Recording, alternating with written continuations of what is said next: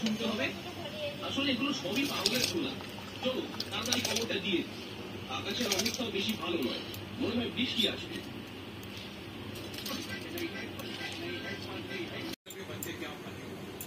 হলে আমাকে বলবে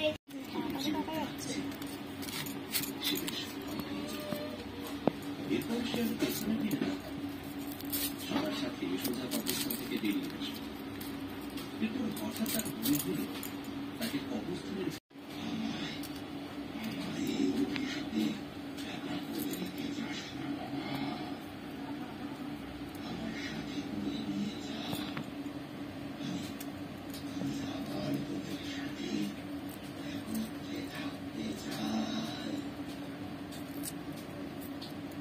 শহরে আসার পর তাদের জীবনটা আবার আগের সেই স্বাভাবিক জীবনের মতো আসছে।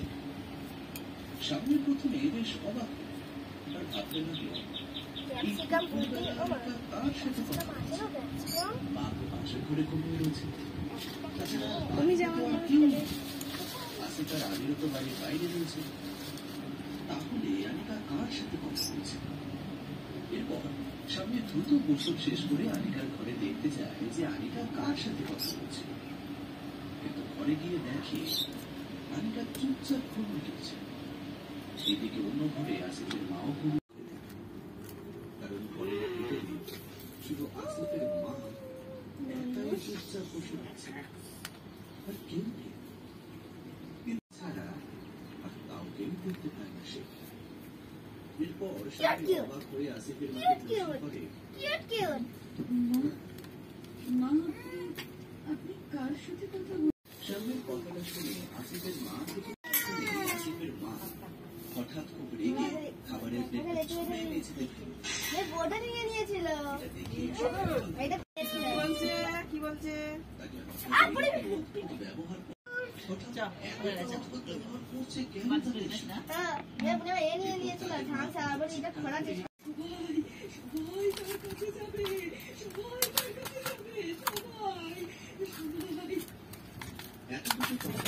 পাগলের মতো দৌড়তে দৌড়তে কেউই বুঝতে পারে না তাদের হঠাৎ করে পাগল হয়ে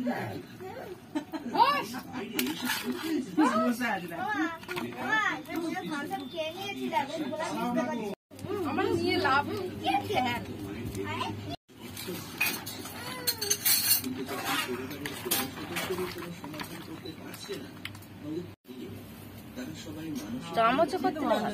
থাক না, হাতে করেই দাও না, দাও আর একটু দাও।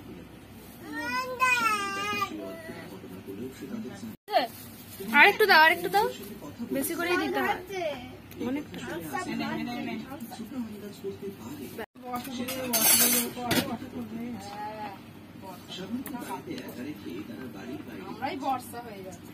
ব্যাংকে জরুরি কাজ করছিল, ঠিক সেই মৃত্যুর পর মানুষের আত্মার ফিরে আসে না। এই সব কিছু কেবল একটা একটা কথা বলবি না আমায়। আবির একটা ভিন্ন রকম চিন্তা করছিল, কিন্তু আসিফ সে কিছুতেই এই অভিশপ্ত কথাটা মেনে নিতে রাজি। তাদের বাড়ি থেকে তাদের মামার বাড়িটা খুব একটা দূরে, তাই রাতে আবির এবং আসিফ তার মামার বাড়িতে থাকে।